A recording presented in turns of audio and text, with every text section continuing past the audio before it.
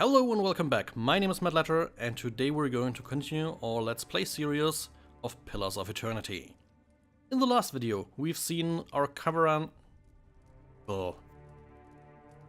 Come. Again.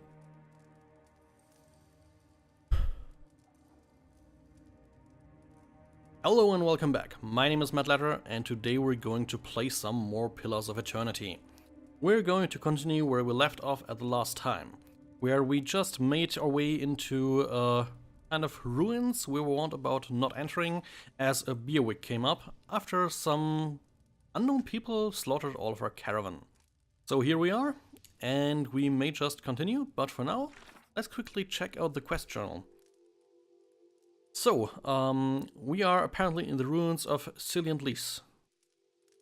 And there's also our quest that drove us here is the Gilded Vale, one of the most prosperous villages in the Deerwood, full of opportunities for work and wealth. I was told they're offering land to new settlers. Other than that, we have a journal about our biography, a cyclopedia with many helpful informations about the game, locales, basically anything, and what I really love, basically a notepad. We're gonna make good use of that perhaps. Let's see if an opportunity arises. So, with that done, Sure. Let's look. Lower level of the ruins has been blocked off by fallen rubble. Let's advance. That should be far enough. But what now? We look no, for indeed. another way out. Storm has to die sometime. Okay, let's ask what happened out there. Alicia shakes her head. Windstorm, of a kind they only get in Area Gulfath. Not too many people live through them, so it's hard to know what's true. The Gulfath word is a beerwick. To them, it's a god's way of reaping the souls of the land that couldn't find their own way out. But they'll take a living soul as soon as a dead one. Still got yours? Who attacked us? Glenfathans. Those would be the hut dwellers Odima warned you about. Look to be fangs of the Galwain. Who are their twitches? Ah, okay. Sorry, that's hard to read. Who are the twitches of the lot? They go ruin to ruin, looking for fights with colonists. Poor Odima. I think he half expected this once we lost the main road. What did they say about just passing the ruins? I don't believe that. Odima would never allow it, but as much as the fangs are hotheads, Galfathans don't attack without being provoked. Either they saw something and they got the wrong idea, or... She glances down the passage beyond. Well, there's looters in here with us. That's not something we need right now. What about everyone else? Kalicia's lips press together and her chin rumples. Her voice is faint. The wheels got hold of them now. She looks up. Gods grant them better luck in their next lives. You don't seem to be too upset. Alicia looks you in the eye, a volatile current running beneath her voice. Maybe you just don't know me enough to know what me upset looks like. And maybe I've seen worse too, seen worse and kept on walking, cause there's nothing else to be done and cause there's other people you care about who still need you. Well, enough. Theoden takes a step forward and his knees buckle, and before anyone can catch him, he stumbles to the ground, his cheeks striking the time-worn cobbles. On unsteady legs, he claws his way up the wall and back to his feet, but his stance is shaky, like a sailor walking on land after a time at sea. Could we maybe stay here and rest a few hours? I've lost some blood. It seems quiet off to the left. Might be a place to rest there. I hate to say this, but we can't afford to stay put. Those Glonfathans were riled about something. Could be we got company in here. Looters will be armed and ready to kill, and there's probably a lot of them. We can't be caught sleeping in their beds. Please, I just need to lie down for a while. Then we can move as fast as you want. Maybe you didn't hear me. We are gonna die in here if we don't get moving and get this place figured out before the looters come back. We've either got to find the exit or a damn good place to hide. Well, I think we've got to take the risk and let him rest. We need all of three of us at full strength. This will be the end of us. No offense, but there's people out there I'd much rather die for. Understandable as well. Thank you. Thank you. Now let's look around a little.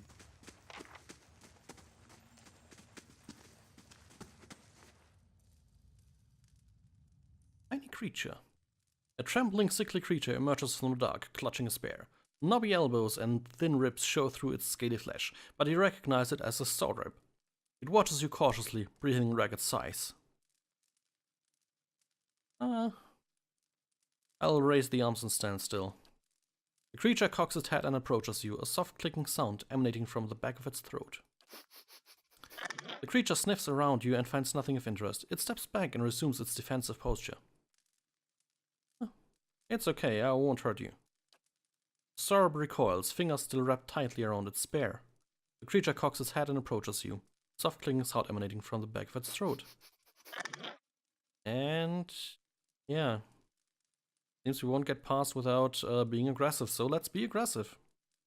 Sorab's eyes narrow as it hisses at you, lunges, raising the spear. I don't think that guy should be much of a problem. They are, as far as I understand, the kobold equivalent of this game. There we go. Down he goes.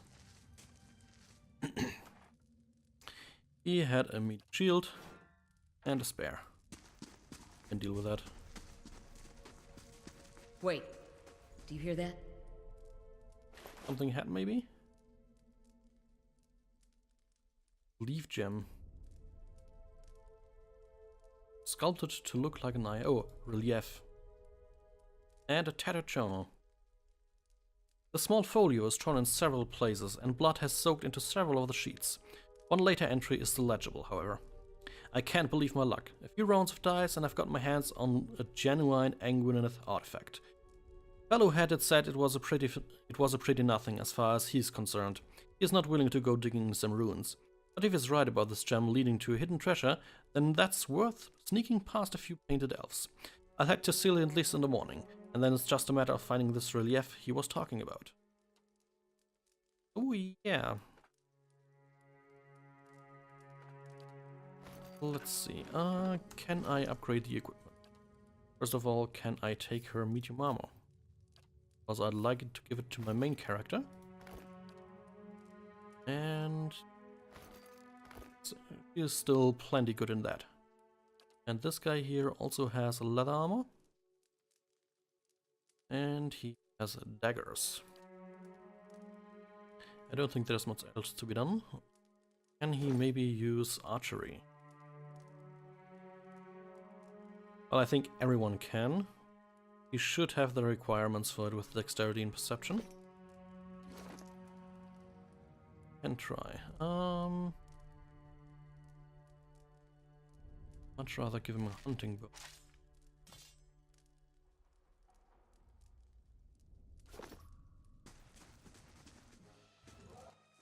Schooled whelp. No clue what that creature is. Second weapon set place.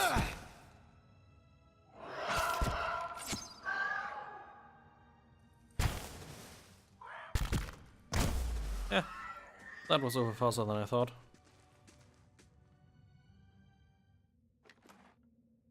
And a scolder ear. That looks weak. Could be a shortcut.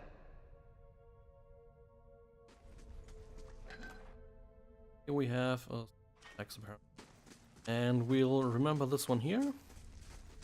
And instead go back to where we wanted to rest. Fast mode active. Then we gotta see what's over here. Wonder who was here. See if they left anything useful behind. Indeed. There is a hammer and a chisel.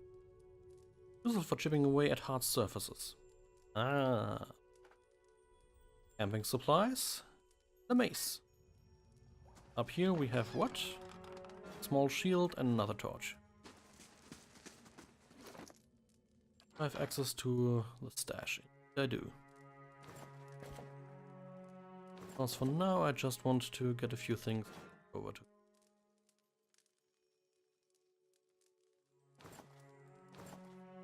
The giant miniature space piglet I won't be using. It looks a bit off in my opinion. Lockpick. Well, for now. Okay, that should do it for now. So what's his -4 constitution? That.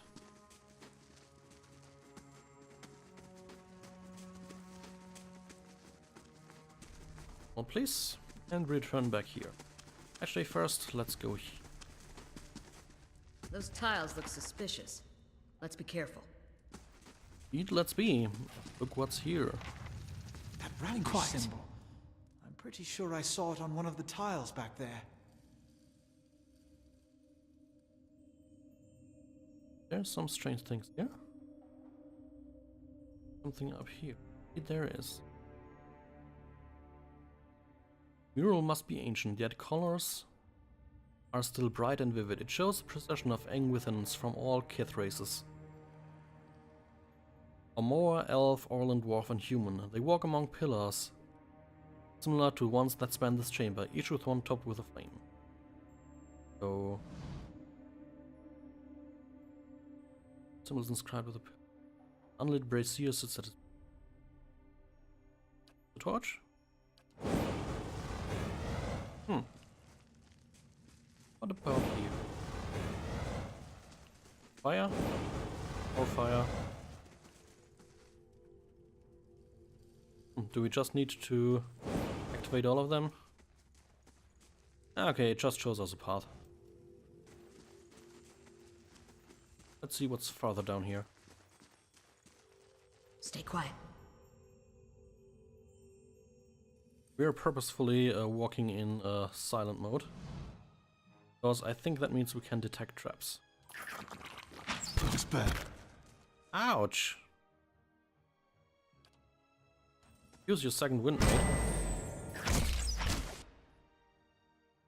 Yeah, these enemies aren't exactly the easiest. Well, they kind of are easy, but they can hit really hard. Problem is, some weapons are rather inefficient. Arrows, for example.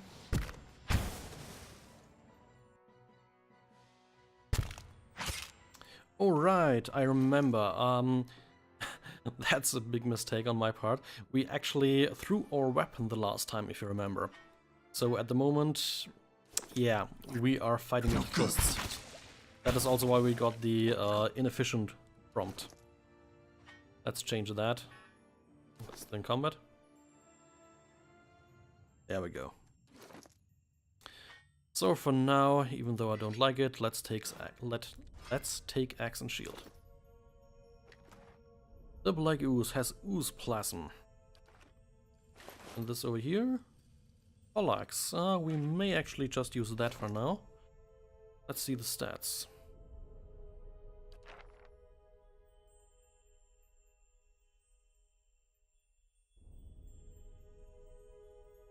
Yeah, I like that one a lot more. Yeah. At least for now. Stay quiet. I think there's more to this. What's that muck on the wall? Viscous and oily, this muck clings to anything it touches. Viscous slick of something dark and tar-like runs down this wall. The shapes and bulges in the ooze suggest that something lies beneath it, but you can't tell what. Okay, use the water skin, clear it off. You rinse the ooze away, revealing an intricate relief of a man's face. The sunburst surrounding it has chipped away in places, but the details of his head, from the tight curls of his hair to the ridges of his pointed ears, still showcase remarkable craftsmanship. One eye socket is empty, a gem fills in the other. So yeah. You might have guessed it, if there's an eye-like gem somewhere, there's really where you put it into. The chamber begins to rumble, stray rocks dancing across the tile floor. Finally, a large section of the wall gives way. And with that, more enemies.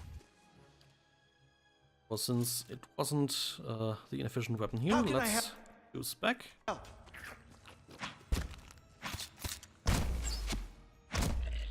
Yep, that went easier this time. Mm-hmm. And in here we have minor cloak of protection. I know who'll get that. And an amethyst. And Adra. Alright, that were those rocks that grew out of the earth, right? Okay. Let's see about that cloak. There we go.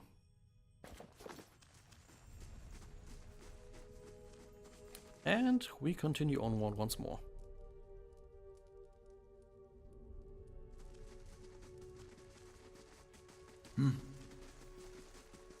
Yeah.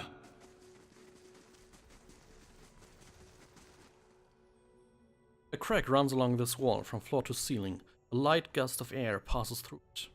You can push on the wall or use the hammer and chisel to weaken it. We'll do that, obviously. You set to work. The cracks lengthen and widen with your efforts, but the process is more taxing than you expect. Sweat beats your forehead and your muscles begin to ache. Let's continue. After several long moments, you begin to see light on the other side. With one final tap, several blocks of stone shift, then tumble loose, clearing a gap just wide enough to pass through. Easy.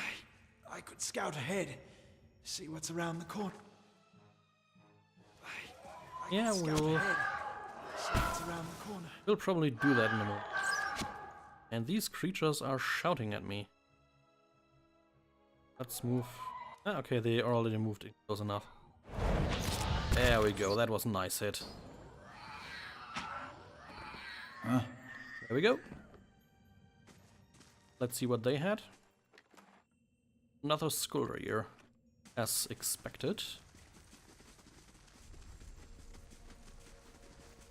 Hey. How can I help? Feels like there's a draft coming through that wall. I don't hear any sign of that storm either. Yeah.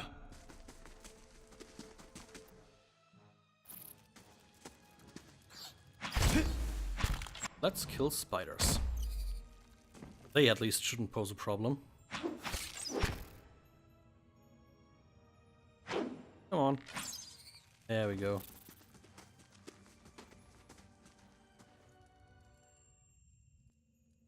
Didn't have any loot. And here we are at the other side. Okay. Let's go in here then. Stay quiet. All of us sneaking. Well, not much of a sneakage. But you get to knock that motherfucker down. Let's go. Wow.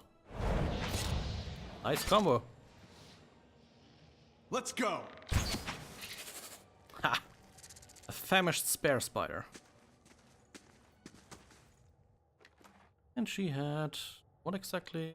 Bear spider leg. Okay. Bats as large as chickens are strung in the nets.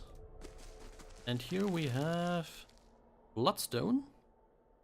Traditionally dark stone, often deep green, but the presence of pockets of iron in the red jasper resembling blood spatters give the stone its name as well as its value. And a rapier. Generally portrayed as a light weapon, though those things are not as light as you may think. And we've actually managed to get through it so far.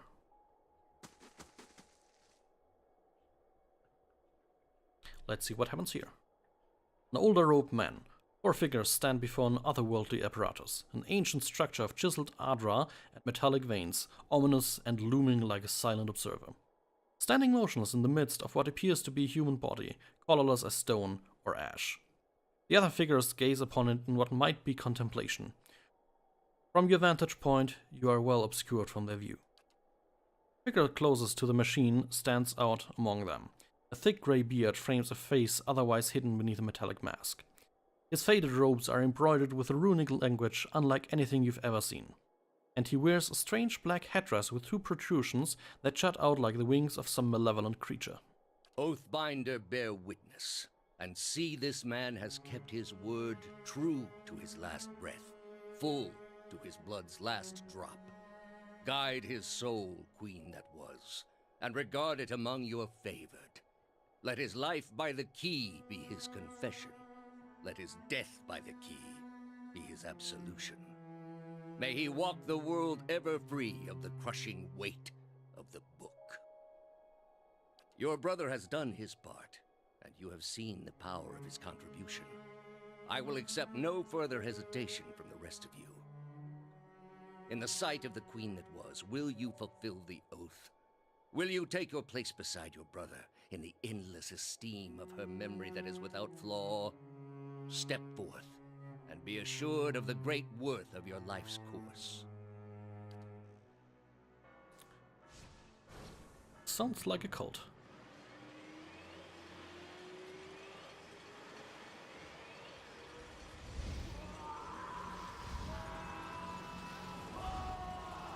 And the other guy just carelessly walks away.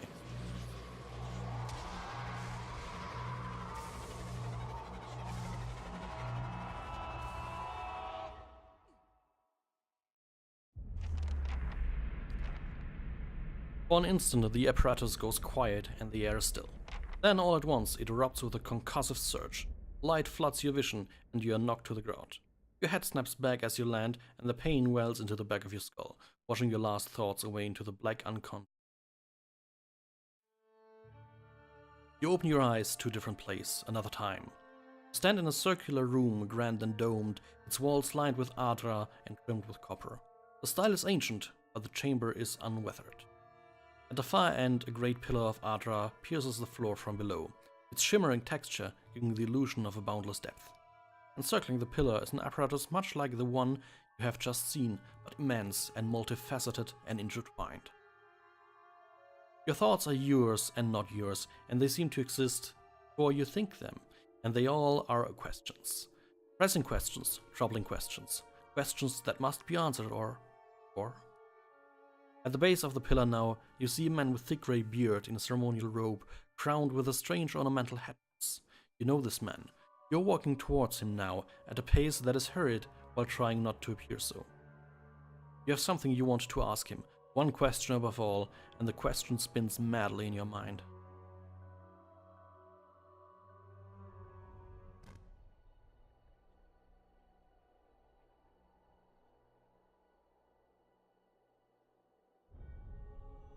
You awaken to find your malaise has broken, only to be replaced with something far more concerning. Faint whispers are audible at the edge of your hearing, like a ringing in your ears that does not subside. Movement flits through your periphery, but when you turn to look, you can see no sign of whatever it was. You find your gaze regularly darting this way and that, involuntary paranoid tick. If this is a sickness, it may be dangerous to go without treatment for long. The figures at the machines stand frozen in place, flesh and blood replaced by cinders and ash. The man who led them is nowhere to be seen. Eoden and Kalisha lie bloody on the uneven cobbles, their bodies twisted unnaturally. You're alone and far from help. Gilded Veil may be your best hope of receiving treatment, or things get worse. So, here we are. This is the reason I didn't care to give those guys much equipment and wanted my character to take the armor, for example. We still have the option of looting them, but, you know, a bit less management now. But that is indeed sad.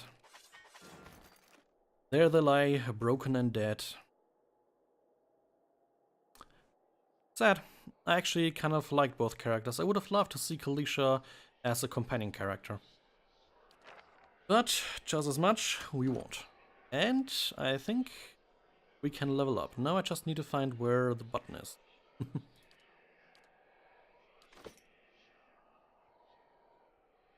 Ah, down here. Okay, so Edranath, the level 2 paladin. Let's see where we go. We won't take stealth, we may take more athletics. Let's see.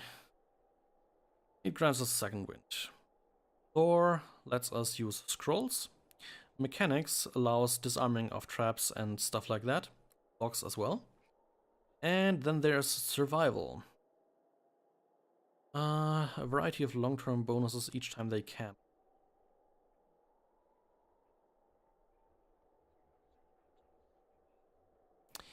Yeah, I think we might go into more survival here. That sounds nice enough. And more lore and more athletics.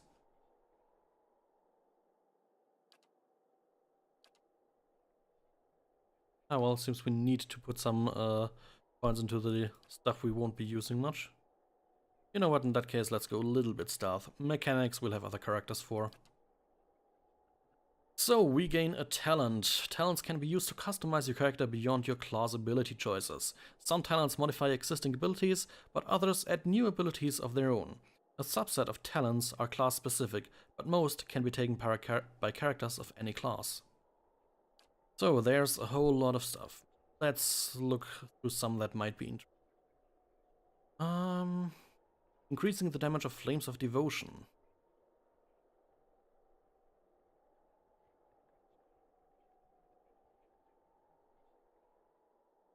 Gain deflection in all defenses except deflection.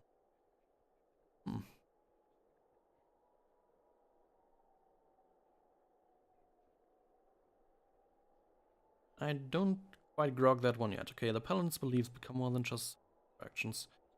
Negating reputations.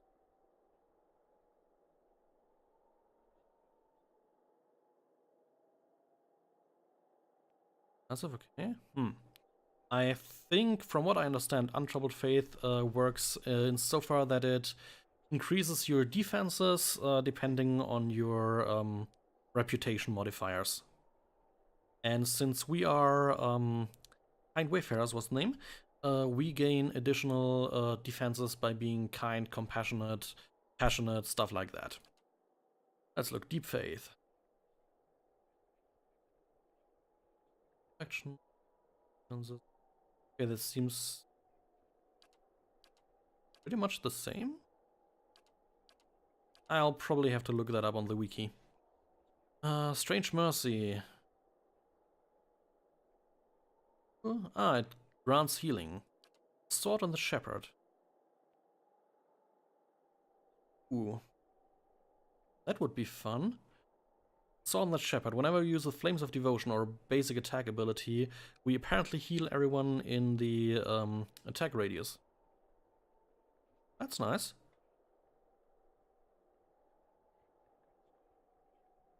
Small heal apparently. Oh, these are, I guess, multi-classing abilities of a sort. We could summon human skeletons. Veteran's Recovery.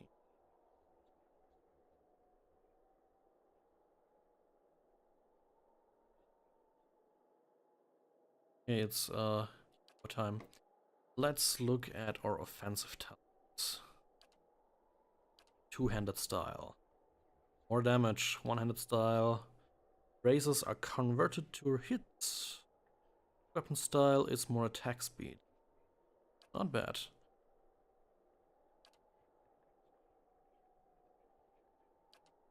Which one gets the Holy Soldier? The Greatsword, yeah. Bit more accuracy with the Greatsword would be nice, of course. It would also allow us to use an Arbalest or Arquebus. Let's look at defensive real quick. I engage more enemies. Reflex, more fortitude, more willpower. Weapon and shield style. We'll not go there. Big ass weapon is how we do it. And graceful retreat. Better disengage. Utility. More move speed. Out of the Storm. Out of the Swarm or Heroes of the Storm. Character choices are always hard for me. I have to admit. You know what? I'll go with Untroubled Faith, I believe. Or yeah, gives us a whole bunch of deflection. Let's take it. So, anyways, that's where we're at. As you might have expected, I'm gonna leave it here. The episode has run on long enough. I thank you for watching. I hope you've had some fun. I look forward to seeing you the next time, and if you want, comment, like, and subscribe. See ya!